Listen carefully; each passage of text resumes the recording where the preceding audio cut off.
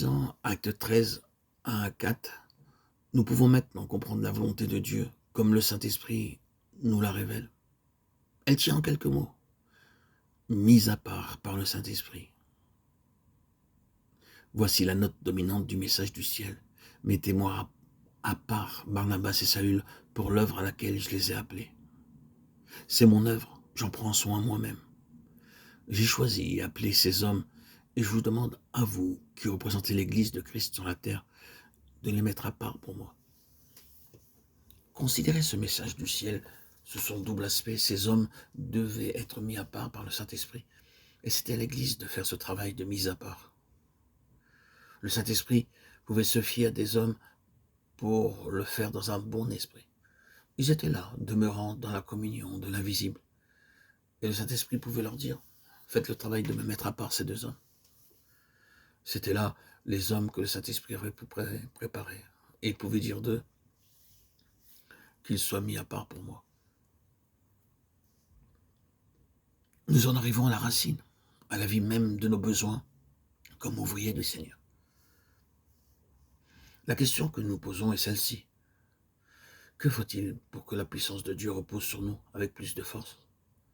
Pour que la bénédiction soit répandue avec plus de force?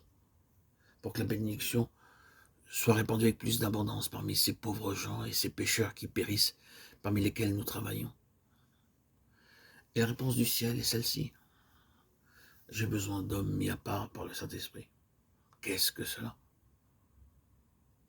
signifie? Vous savez qu'il y a deux esprits sur la terre.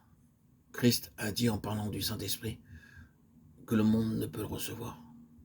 Paul a dit, nous n'avons pas reçu l'esprit du monde, mais l'esprit qui vient de Dieu. Voilà le plus grand besoin de chaque travailleur.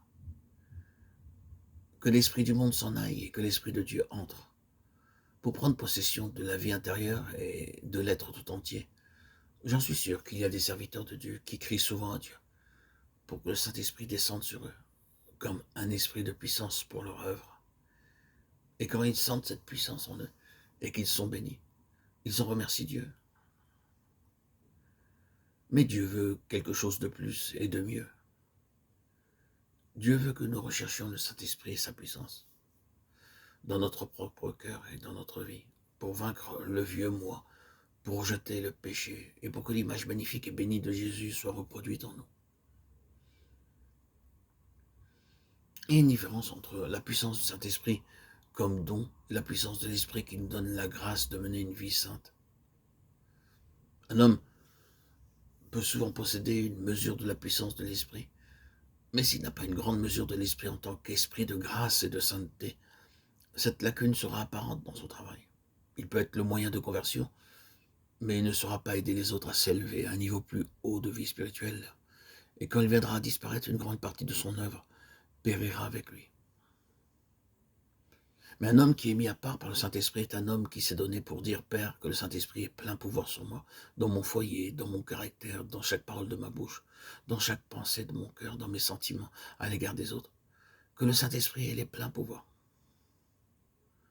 Est-ce cela qui a été le désir le plus ardent et l'alliance de votre cœur avec votre Dieu, d'être un homme ou une femme mis à part par le Saint-Esprit?